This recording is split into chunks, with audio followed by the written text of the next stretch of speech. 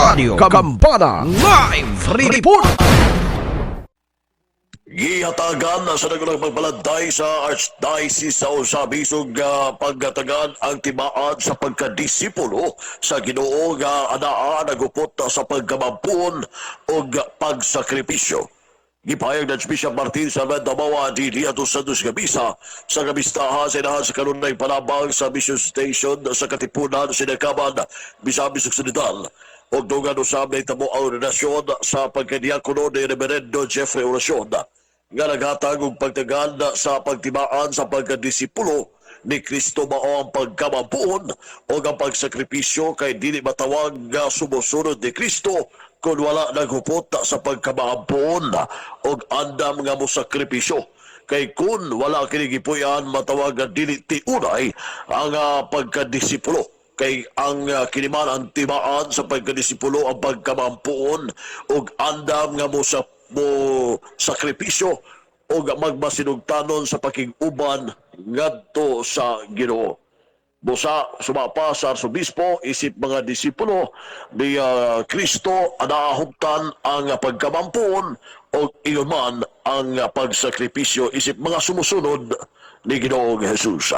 Ano ang tibig kamay payag sa nagunang magbalantay sa Archdiocese sa Ozamis pagminumdum sa minugdanon nga puyan ang pagkamampuon o pagsakripisyo. Ini daghan mo gyud kaayong mingon magampo ko pero wa man tagay og panahon kini kung pagampo usa man ni katimaan sa usa ka disipulo magampo mohimo og sakripisyo equals disipulo kay ang disipulo nga dili magampo og dili mohimog sakripisyo dili man na tiunay nga disipulo. Kinahanglan gyud nga ikaw magampo magmasinugtanon sa imong kaakuhan diha sa imong pakiguban sa Ginoo. Ang tibig kamahin na payag sa nagulang magbalantay sa Archdiocese sa Ozamis, Most Reverend Martin Salvador Mawa di ato sa pagpaygayon sa Santos Gabisa diha sa inas kanunay panambang Mission Station. O ato sabi ni mao ang ordinasyon sa pagkadiakono ni Reverendo Jeffrey Oracion. Kaya naghatag og pagtagad nga may nugdanon isip mga disipulo sumusunod ni Kristo nga uptan ang pagsakripisyo o pag-ampo man pagsakripisyo kay kiniman tibaan sa pagka-disipulo. Sabdan sa Pikas Bahin Usab karong adlaw modangat sa parokya sa Balaan nga Cruz sa Gango, Siyudad sa Ozamis ang paring sugbuhanon nga si Father Crescenciano Ubod pari pari alang sa paghatag og pagpamalandog sa katawhan sa parokya sa Balaan nga Cruz sa Gango, Ozamis City din bukas kini alang sa tanan nga mga batuod.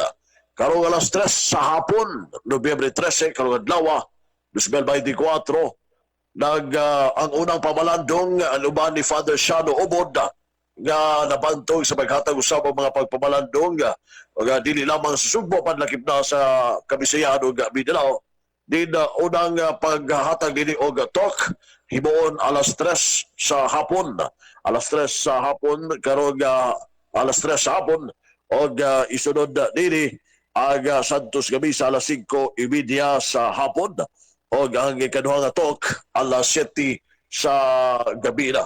Una nang ipanayag ni Father Joven Lostre ang Padre Coras parokya sa Balaan nga Cruz sa Gango bukas kini. Alang sa mga bato, dili lamang alas parokya sa Balaan nga Cruz sa Gango, kundi sa tanan nga mga butambong o bot nga babinaw sa ihatag nga talk. Duha ka ugda nga pagpabalandong isip pagpangandam sa nagsigabot nga saulugan sa Cristo Rey o ang Advento o ang kasalugan sa Pasko sa mga tao sa atong Ginoo. Ang talk nili sa alas 3 sa unyang hapon o gasunda na 5:30 sa hapon ang Santos Gabisa o alas 7:30 sa gabi ang ikaduhang talk. O pagkaugma, Nobyembre 14, ang manguna usab kini sa Santos Gabisa diya sa parokya sa Balaan Cruz sa Gago alas 6 ang tatna sa Bundaga, Nobyembre 14.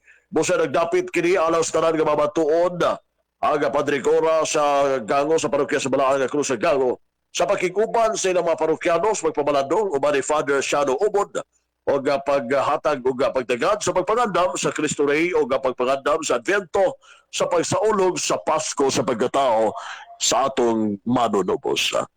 Alang sa DX Energy Kampana, ang radyo sa Simbahan Pulpito sa Kanginan. WSO Manuel Rodquillo Jr. Dadag Senagbeat. Radio Kampana Live Report.